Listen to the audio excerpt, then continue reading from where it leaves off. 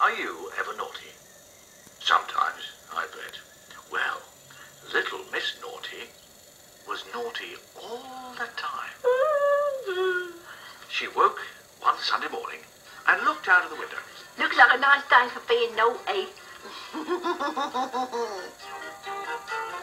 That Sunday, Mr. Uppity was out for his morning stroll. I'm going to knock his hat off. Just you watch. From behind a wall, Miss Naughty knocked Mr. Uppity's hat off his head with a walking stick. My hat! Mr. Greedy had put a turkey in the oven for lunch. A rather large turkey. Oh, do I fancy that turkey? I'm going to pinch it. Oh, who's that at the door? Just when I'm about to eat my delicious lunch. Hello? Oh, no! Poor Mr. Greedy. A sausage isn't much of a lunch when you've been looking forward to a whole turkey, is it?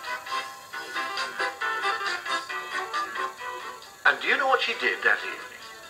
She went to an expensive restaurant and ordered all the most expensive food on the menu.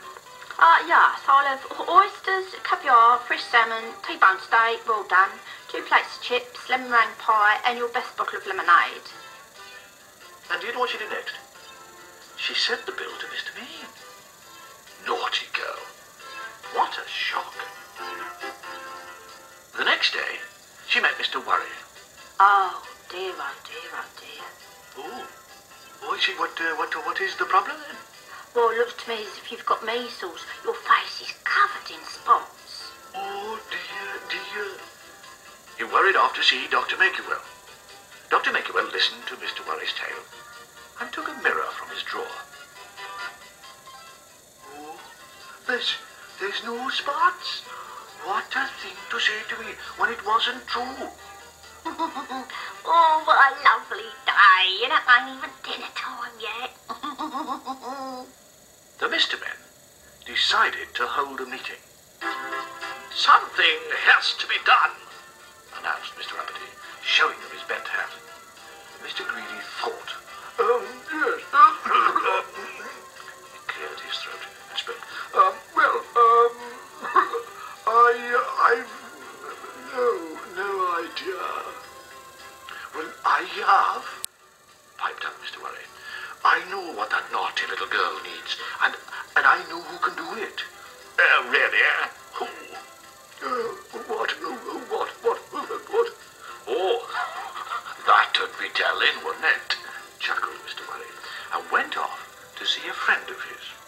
Someone who could do impossible things, like making himself invisible. That afternoon, Mr. Nosy was asleep under a tree. Little Miss Naughty crept towards him with a pot of paint in one hand and a paintbrush in the other, and a rather large grin on her face. I'm going to paint the end of his nose red. But, just as she was about to do this dreadful deed, something happened. The brush jumped out of her hand, dipped itself into the pot of red paint, and began to chase little Miss Naughty down the road. Get up! Back up! Get up! Somebody invisible was holding the brush and pot. I wonder who. Mr. Jelly was waiting for a bus, all alone, when, behind his back, little Miss Naughty crept up quietly. She had a balloon in one hand and a pin in the other.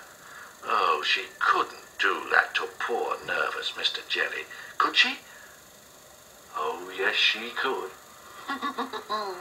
He went off jump when his balloon goes pop. But just as she was about to make the balloon go pop, something happened. The balloon began to grow larger and larger as somebody invisible blew more air into it. Miss Naughty began to lift off the ground. Ah! Help! Help! Come in here!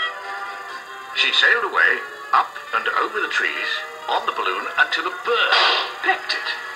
Poor Miss Naughty. She fell into the duck pond.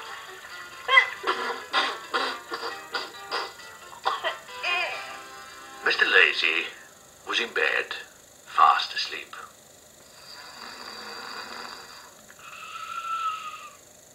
That's outside his house, little Miss Naughty stood by the front door. She raised her hand. Oh, she couldn't be so naughty as to knock on the door and wake up poor Mr. Lazy. Not at 6 o'clock in the morning. She couldn't. Oh, yes, she could. But I'll make him angry waking him up this early.